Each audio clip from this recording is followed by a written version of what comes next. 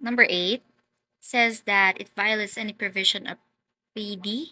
or Presidential Decree number 442, otherwise known as the Labor Code of the Philippines as amended, and including the implementing of the rules and regulations. Number 9, it is acted in a manner which renders the PSA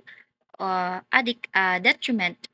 to the maintenance of the peace and order.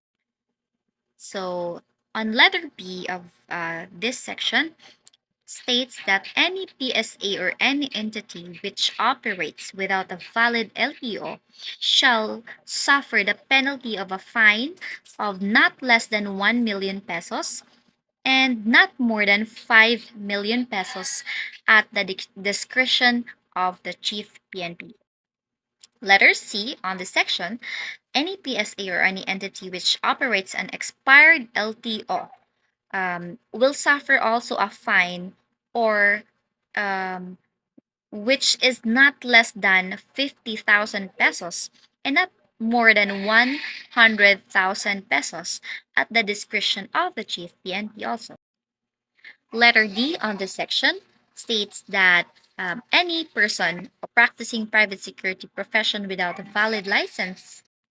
shall also suffer not less than 50,000 pesos and not more than 100,000 pesos, with also the discretion of the chief PNP, and making sure that the same penalty shall be imposed upon the PSA who shall deploy any person